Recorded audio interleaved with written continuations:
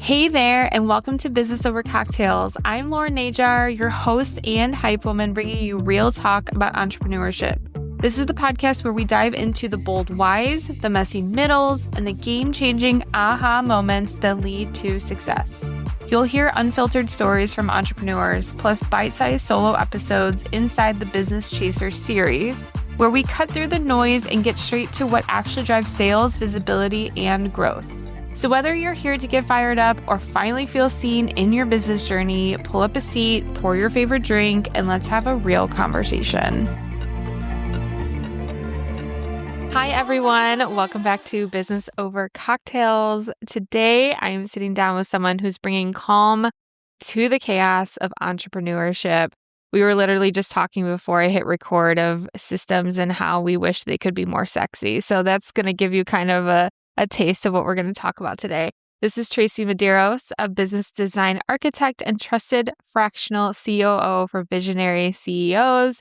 Through her work at Medeiros Consulting, Tracy helps purpose-driven leaders streamline operations, build strong teams, and scale their businesses without burning out or compromising their values.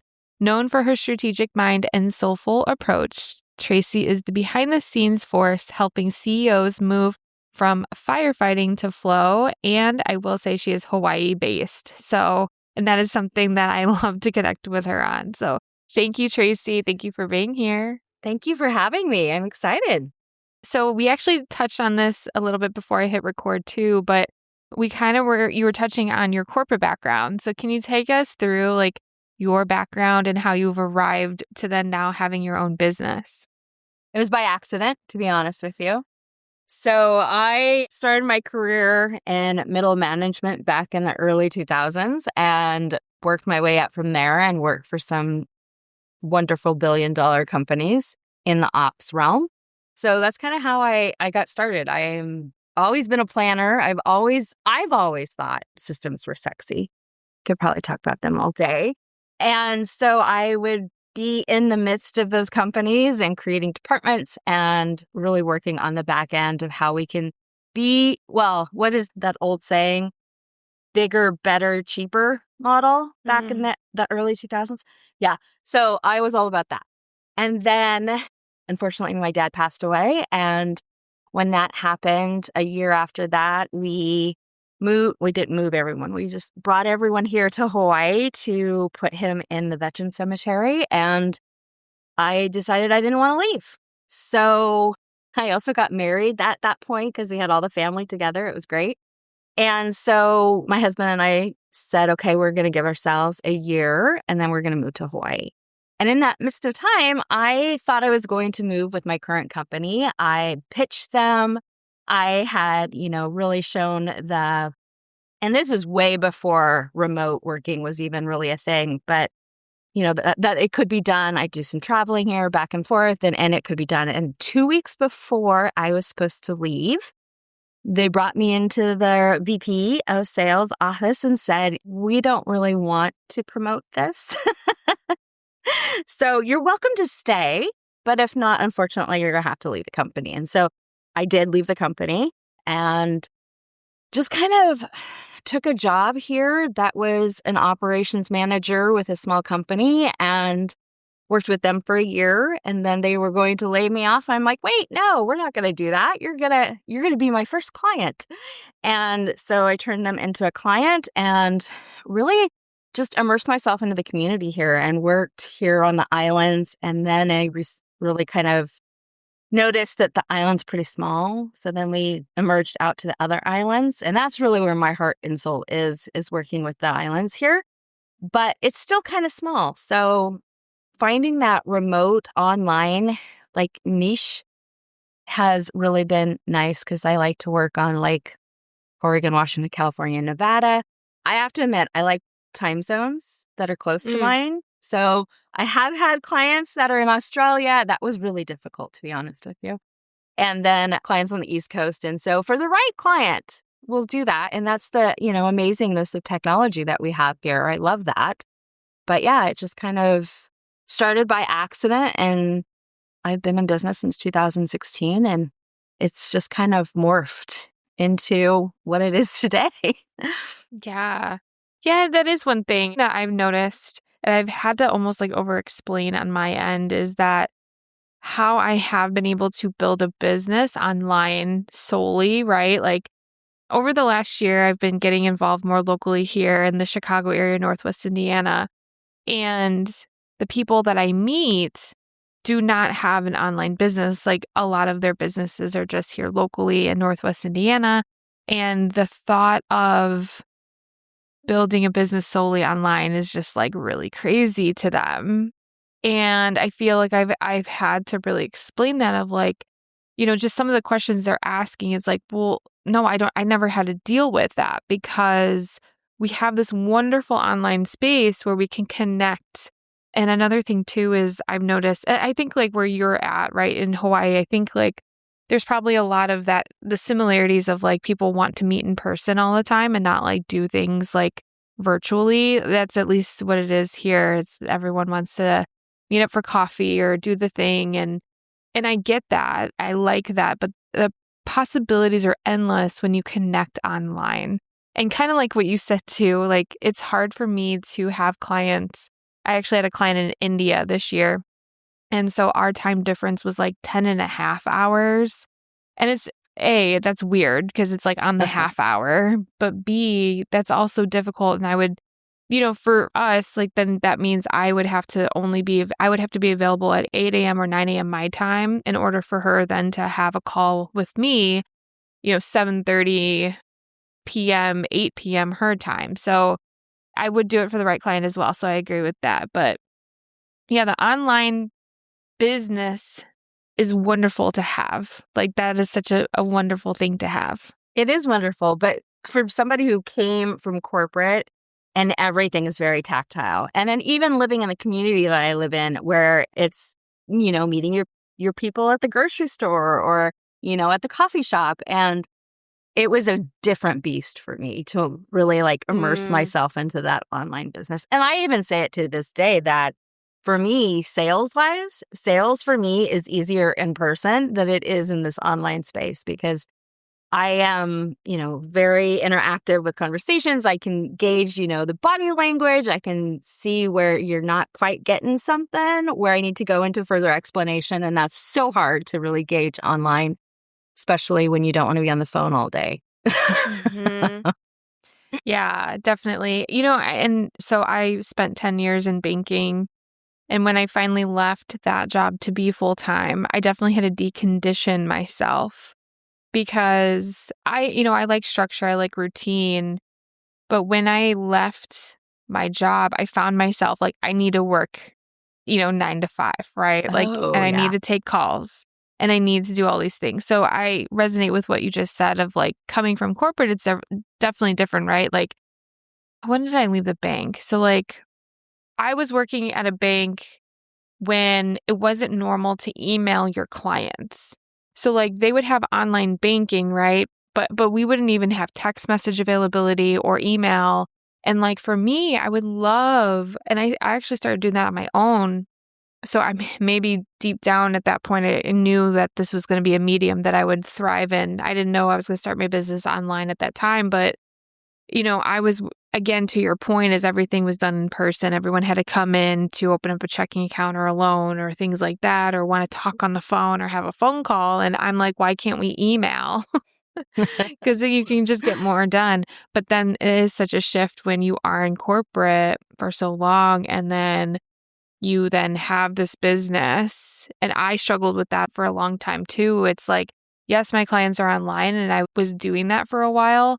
But the fact of like, I felt like I needed to be busy all the time and take calls all day long. Like that was what I needed to decondition myself from. Oh, I totally recognize that as well. It was always glorified in corporate, the busy you are. You saw it in your calendar and your bank account, how successful you are. And Mhm. and that I still, to be honest with you, it kind of like, oh, what am I doing? Or my husband will ask me like, hey, can you go to Home Depot or something? And it'll be like, no, it's like 3:30 or something. I can't do that. Yeah. Yeah. But it's also really weird because I don't have kids too. So like, it was really like, Oh, it was probably before COVID, but I don't have kids. So I've always told myself this. It's something that also is bred, I think, in corporate, where it's like, you can do more. You don't have to, Mm. take the kids to school and do the kids' activities, and you can just always do more. And so I had that mentality in my business too, where scope creep was huge because I would have a client that had kids and I'd be like, oh, don't worry about it. I'll take care of that for you. And I'm like, wait a minute. I am like so busy with things that are outside of scope that one, it's not fair to the client. And two, it's not fair to me because like, wait a minute, like that's not how I, structured my life. So that was a hard one for me to like really pare back and say, hey, okay, this is the deliverables. This is what we're going to go through. This is your expectations, my expectations, and just leaving it at that. And then obviously re-enrolling or having a conversation further if we did want to go outside of scope. So that was a huge learning curve for me. Yeah, I think so. I agree with a lot of that because I remember being at the bank and I worked there. I was 21 when I was first hired, and then I worked there until I was 32-ish, so 31, 32. And so I didn't have kids, wasn't even near becoming a mom at any point during my career, but I was always asked to work days. So Halloween, for instance, Oh, right? yeah, that was a big one. All the moms, like regardless of age, like they could be like, obviously between the ages of 21, 31, people are having children and people are getting married, but I just I didn't have kids like right when I got married. And like that was always frustrating to me. And even now being a mom, I was never in corporate. So like I had my daughter like long after I left corporate and just had my own business. However, I still remember that and I'm still such a proponent of that's not fair. Like you're here to do a job and like yes, I can see the difference of like okay, yeah, like maybe you get first dibs on Halloween because you want to take your kid trick or treating versus like the girl who isn't doing anything, right? But at the same time, I hated that. I still remember being like, oh, well, so and so gets Christmas Eve off because they have kids. And that's like not fair. Like, who's to say that's more important or not? So I feel like I can go on a rant about that. But I will say, like, and I've said this, I think, in previous episodes or just to people, like, honestly, at least this happened for me. And, my daughter's 2 years old now, and I do way more things than I did when I didn't have children. And so, like, that just amplifies everything that I feel of, like, I hated when bosses would do that. And I really did have a toxic boss at the bank, but it was just like always like a proponent for moms and especially single moms. And, was very out to get the people who were married and had like happy relationships because she was like just toxic. And so it was just so interesting to be in that space and work with a bunch of women. And like you were always the one that needed to stay or like, again, like you said, you're the one that could be given opportunities because you didn't have children, didn't have other obligations outside of work. So guess what? You get to do all the extra things. And I hated that. Oh, I could go on a rant about that. But that's another topic for another day.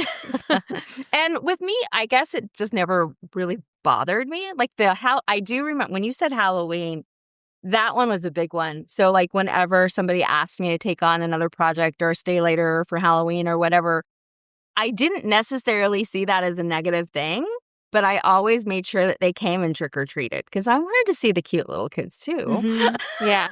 Yeah. So it's like, but yeah, and I guess that's something we need to analyze and make sure, as business owners now, we have full, sovereignty over that. So we just need to make sure that we're fair as well when we're creating our teams. Yeah. No, that's so true. Yeah, I love that you said that. That's something to be mindful of depending on who you have and who's working for you. But I want to ask you, so you call yourself a business design architect. And so what does that exactly mean? And how is it different than like maybe a typical COO role? So to be honest with you, I have always come at my business as the consultant. I want to come in, I want to get my hands dirty in your business, and I really want to see, what's working, what's not working. And I like to work with my clients for a longer period of time. So I can really see that and not just the band-aided versions of, doing what I do and going into businesses and very successful businesses sometimes where you think they have everything together and then you get into there and it's like, oh my gosh, this is such a mess. How are you as successful as you are, operating this way? And so I was always a systems and operations consultant. And then just recently, the last couple of years, I've really yes, the systems are the backbone. The systems are a necessity for us to be able to do more, to, have time off and have some white space so we can think, bigger visionary ideas. But in order to do that, we really have to, for one, be confident in ourselves and create exactly what we want. Don't listen to those sparkly gurus that are over here yelling at you to do it this way and only this way, because most of the time, that way was never made for you in the first place. And you're never going to see the success that they did because there's so many different components. And so I think really, for one, it was surprising to see how messy backends really are. It was surprising to hear how many businesses didn't have business plans or just an idea of where they wanted to go in the next, not even 10 years, like 3 to 5 years. People had no idea. And so taking that into perspective of okay, we need to not only look at the systems piece of it, we need to see how they like to work and really figure out based on their industry, based on their personalities, based on what they do, based on how they work with their clients, based on so many things, really create from the ground up an infrastructure that supports however it is that they like to do what they do. And it varies so greatly from, you and I probably work totally different as well. And so we need to really embrace that. And I think especially in the online space, it is oh, well, we've got to do this. And I have to have a project management system. And I have to set it all up like this. And I got to do that. And to be honest with you, a system is only as good as how it's going to be used.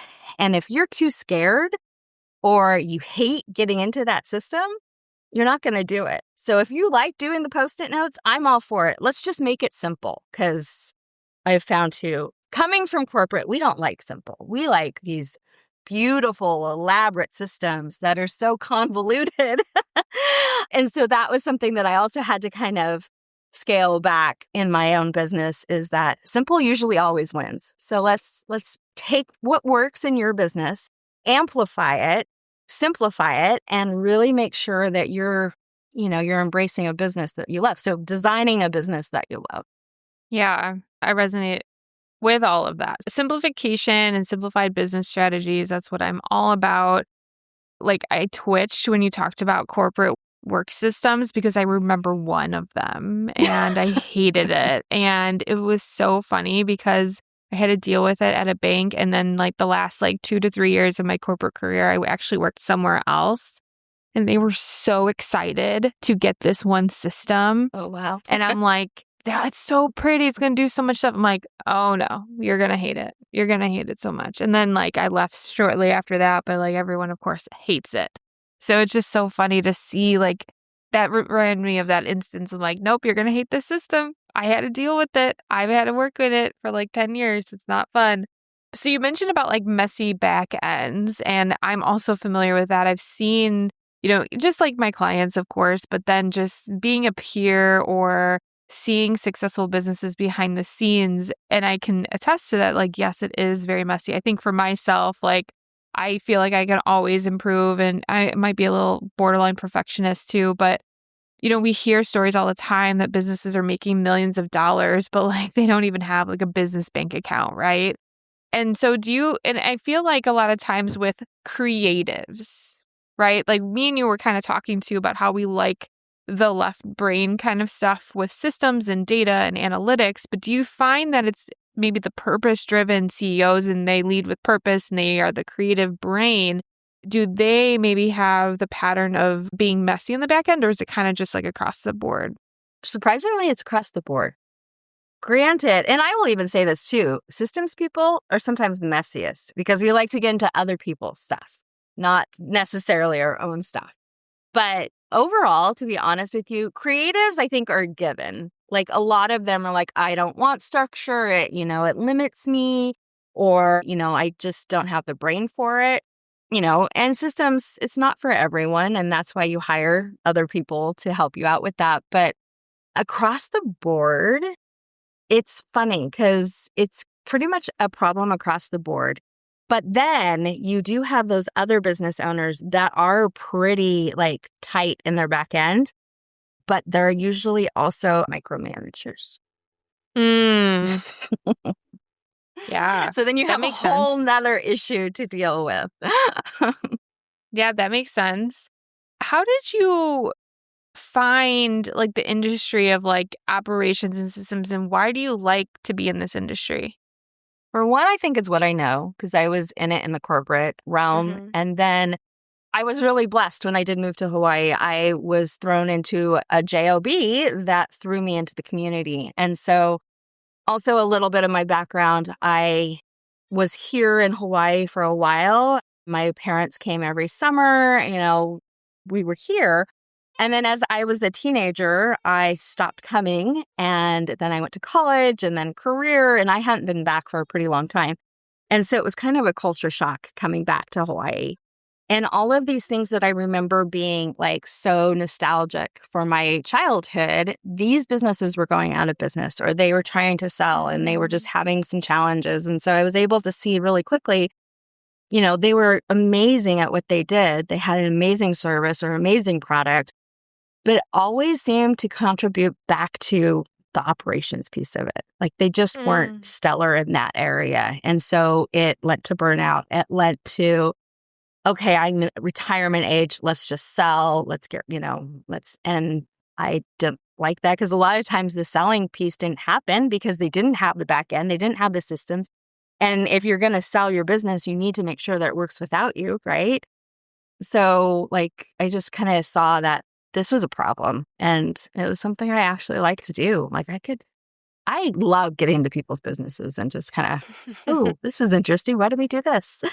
And then my favorite thing is when they say, oh, I don't know why we do that. We've just always done it that way. That's when we really dig in because it's like, well, do we have to do this or can we get rid of it? Mm-hmm. Where do you think that comes from? Like, did you grow up just like loving organization as a kid? Like, where do you think that comes from? I'm not entirely sure. I don't know. My mother would probably have a totally different answer because I had a persona back then when I was a kid.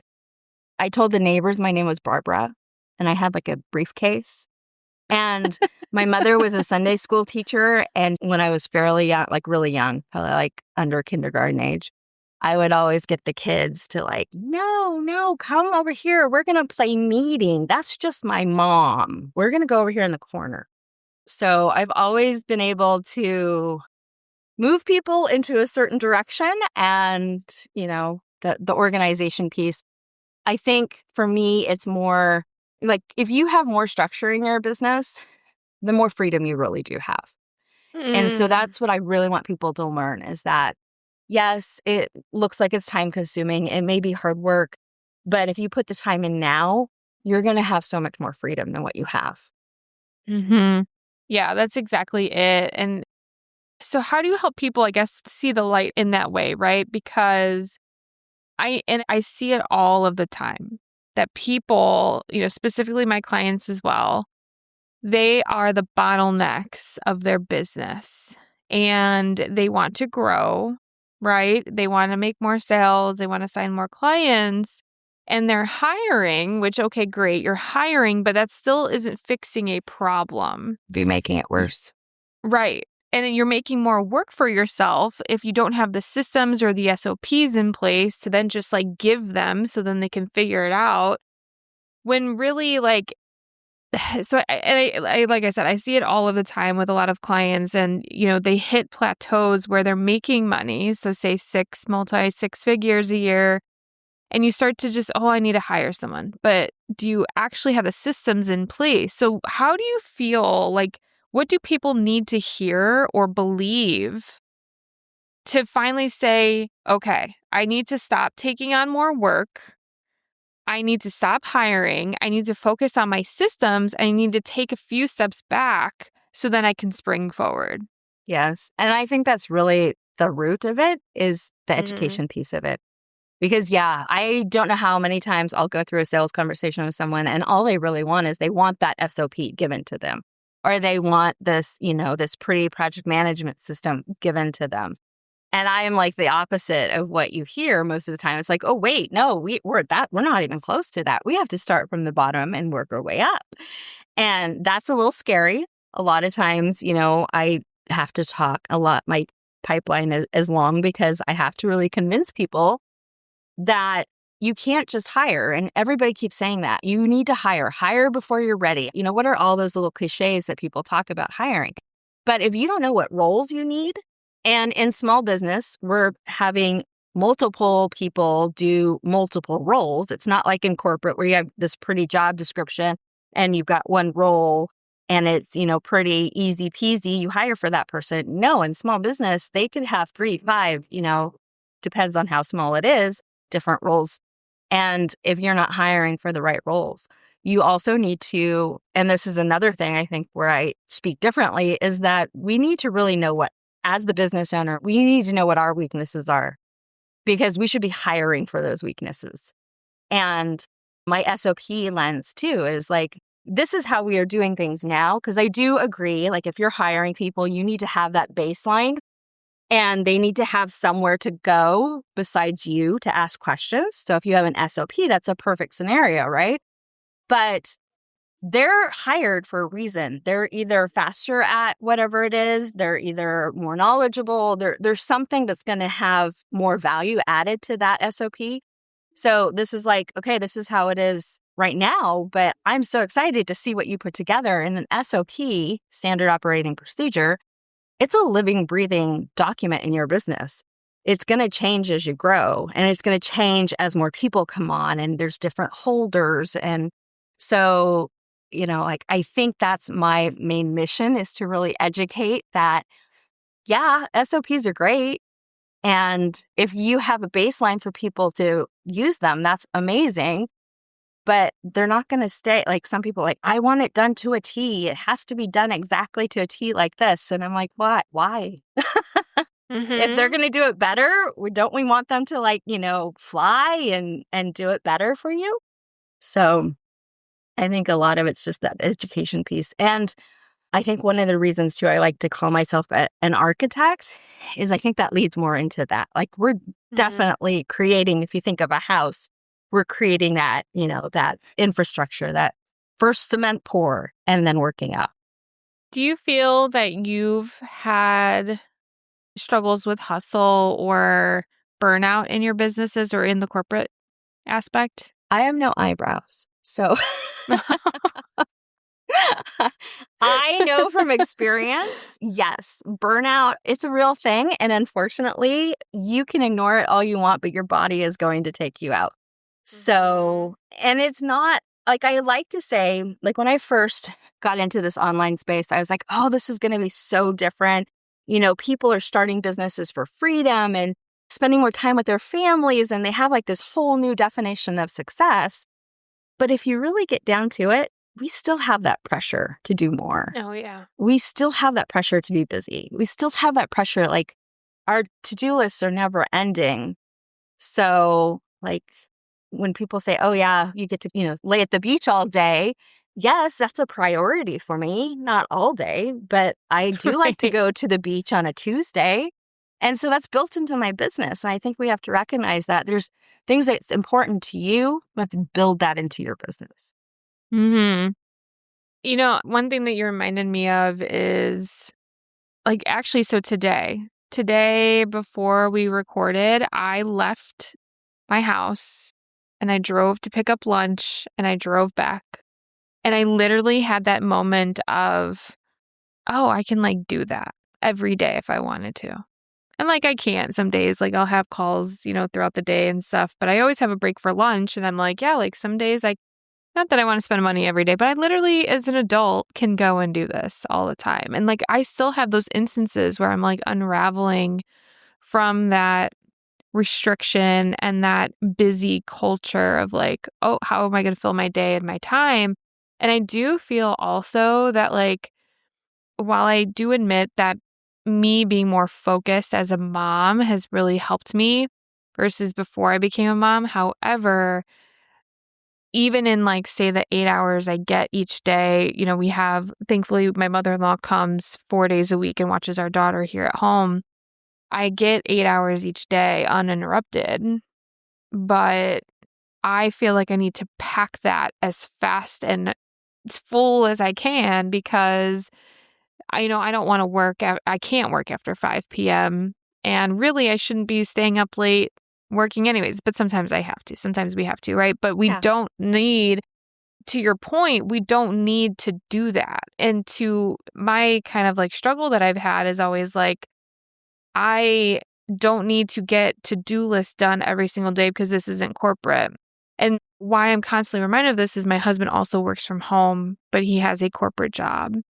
And he can sign out, right? He clocks in and clocks out. And yes, he has projects he needs to work on. Sometimes he works outside of normal work hours. But for the most part, he gets that time during the day to specifically work on his stuff, right? When we wear so many hats, it's difficult to, like you said, we can have a to-do list a mile long. It can be forever a mile long because we can continue to add and make up things because it's our business and we get to do whatever we want.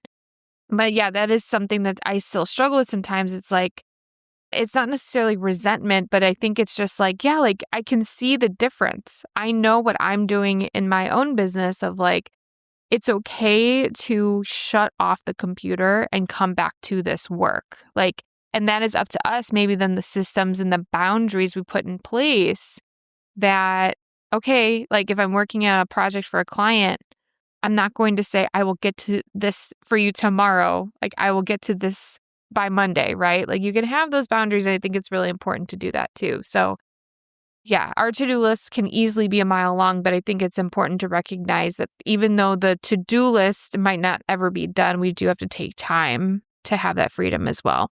Yes, definitely. Well, and it's not fair to the people that are important to you. Like, your husband gets to get off at a normal time. He wants to spend time with you, but if you're locked in your office and, the pressure's there. I also want to say though, too, like, there's going to be times, realistically, there's going to be times you're working till 10 o'clock, whether it be because of deadlines or whether it be because you've got like this creative sprint and you're just like putting everything out there. It's going to happen. And it's funny too to see the guilt for people that are like, talking about freedom in their business or the fact that, we have systems in place. So I don't have to be, behind my computer all the time. But then there's the guilt of, oh, I worked this weekend. Maybe it was just a creative, like, oh my gosh, I had this amazing idea and I had to get it out and I had to do it right then and there. There's guilt both ways. And I think as business owners, we're a little bit perfectionists, we're workaholics, and we may be a little bit of a control freak. So we kind of get it from both sides. Yeah, it's all encompassing for sure. I think that was something I had to break like my mindset of too. Again, deconditioning from corporate culture is I always told myself it's not good to work on a weekend. And now again, becoming a mom, I'm like, but also it's not even just that. It's like I've been so aligned the last couple of years with how my business has grown and what I'm doing that I love what I do. I love all the work I'm doing that I don't mind working on a weekend, right? And Yeah. like, and again, it's up to us. We can decide 2 hours, 3 hours, 5 hours, whatever. And we're very active. As a family, we go out, we do things. I like to leave the house because we're home all week long. So like I like to go out and do special things. It's getting close to the holidays, so we're going to get even busier. And so I don't mind working the first couple hours of the day or working during my daughter's nap or working on a Saturday night, because if we're not doing anything, like I can get caught up, which then makes me less likely to continuously need to do that. Stay up late, work early, work another weekend. If I can take that time to do some work. And so like that has been such a huge shift for me over this last year, if not 2 years, where I'm like, why don't I want to work Saturdays? It's just like, again, a construct of like, I'm not supposed to, or like, it's not Yeah. good to work on weekends. And I think that's something that, we can't talk about enough is that you're the boss. You get to decide. Mhm. So if you work Wednesday through Monday, like perfect. Or Mhm. let's go Wednesday through Sunday. Yeah. Like that's your decision. I think the important thing to remember is that we do need to weigh our priorities. And, Yeah. I'm assuming family is a big priority. So as long as we slate those priorities in, we've got our business priorities. We need to take care of ourselves. So we have to have our self priorities. And as long as we are, cognizant of those and we plan for those and we just take that guilt. I think that's another thing. It's like systems, I would love for them to be sexy, but also like you're the boss. There's thousands and thousands of ways of doing business. You get to Mhm. decide how to do it. Oh, yeah. Preach to the choir. So we talked about hustle, but what is what does rest or grounding kind of look like for you, just in general? So I probably am not the best person. Flexibility is a huge thing. Like I want to be able to have breakfast with my husband whenever he can get away. I want to go to the beach. Beach is grounding for me. Like my husband will tell me, "You need to go to the beach right now. You're kind of bitchy. Go to the beach. Take some time and go to the beach." So I think that's something that's important to me is to make sure that I have that time, even in the middle of the week, to like get away and go to the beach. I tried to be that structured person where I would go to the beach at like 7:30, 8 o'clock in the morning, do a swim and come home and be able to say that I'm at work before 9 o'clock. And that just doesn't work for me. I don't like the rush of it.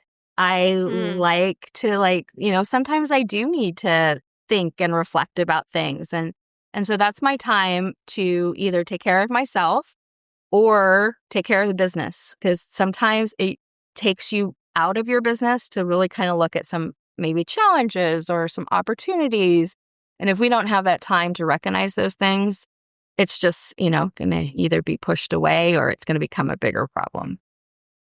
I think that's a system to have in place, right? Like we think of systems in business, but that is a system you have as well. That is a system and a boundary that you have that not only helps you with your health and overall, like, just being, but it also helps your business. And that's something I talk about a lot is I go to the gym first thing in the morning. Like I'll wake up at 5:30. I want to wake up before my daughter. I eat breakfast with my husband. A lot of times my daughter's still sleeping. I leave for the gym at 6:30. I actually enjoy more my car ride to the gym, listening to my music or drinking iced coffee. And then I go to the gym and I come back and I always feel so good. And like, I'm kind of like you, where like in a perfect world, I would love to start work at 8 a.m. But sometimes I like take longer at the gym or want to walk a little bit longer, just depending on how I feel. And sometimes it's like 8:30 or 9 a.m. that I start start my day. But then like I'm also coming into the house, my daughter's awake. I'm going to spend time with her. She can talk now, so she's going to be calling out to me. So, I don't rush to my office to be like, no, gotta go. Like, and I also, again, maybe another system to keep in mind is like, I also plan calls for the most part. My earliest call will be 9:30 in the morning. And I'm not going to talk to anyone before that unless like I have already pre-scheduled that. But my calendar is set to no one can book before 9:30. But yeah, I think like that is a lost system to have in place is we need systems for ourselves too. Well, I think everybody does. And this is one of my biggest preach things is that everybody has systems. We brush our teeth. Mm. The way you brush your teeth is probably totally different from the way I brush my teeth. But we both brush our teeth, or at least I hope so. Yeah. But like we have laundry. There's so many systems that we have in place in our life, and it's just a thing. Like we just know that we have that, right? And then there's like this cringy thing when you talk about systems in your business. And I don't know where that disconnect is. Is it, lack of freedom or I don't know. And it's my brain thinks totally differently about it because I do think everybody needs systems in their business. Your business will not grow if you don't. And it will get to the point where you're the biggest bottleneck in your business and you will probably not have a business much longer. Yeah. So if you don't have systems in your business and you don't have that culture in your team of systems thinking, you're not going to go very far. Yeah. I almost want to leave it there, but I have one more question to ask. I guess that might have answered the last question I have. So if you could leave our listeners with one intention as they scale their business, so something different than what you said, I guess it could be the same answer, but what would it be? What's something that people need to keep in mind as they scale their business? If you want to leave one note with them. It's not a rigid line. I think that's the biggest thing, especially perfectionists. We have a plan. We've got it all plotted out. We have this nice, pretty document or, something in our computer, and we follow it step by step because we've broken it down into bite-sized pieces. And if something goes wrong, something that probably is mostly out of our control, we don't know how to recover, or there's a long time to recover. So I think the biggest thing in scaling in general is it's never going to be the way you thought it was. And be open to the opportunities, which then you have to have your systems in place to give you some white space to be able to recognize those opportunities, and just be flexible. And I know we're not always the most flexible kind of people. So I think entrepreneurship has definitely been the biggest growth, reason for growth in my whole entire life. Yes. I can attest to that too. It's the biggest personal development journey for sure. And just the amount I've grown in the last 7 years of having my business is wild. It's the most you probably have grown in your whole life, truly. But thank you so much, Tracy, for coming on, having this conversation. Can you tell us how we can connect with you? I love connections. So I actually have Voxer on my Instagram. You can Vox me. I am totally open to that. DM me on Instagram. I'm also on LinkedIn as Tracy Medeiros on LinkedIn and Medeiros Consulting. And soon there will be a website coming soon. Well, we will have all of those links in the show notes. And then Tracy will be back with us on Friday, giving us a quick educational topic in her area of expertise. So make sure you tune in on Friday. Thank you so much, Tracy. And we will chat with everyone later. Thanks for tuning in to another episode of Business Over Cocktails, where real stories and bold business moves come to life. If this episode lit something up in you, share it with a friend, tag me at Lauren Najar or the podcast page at Business Over Cocktails. Make sure to leave a quick review as well. It helps more than you know. Until next time, keep chasing what matters and building the business that feels like you.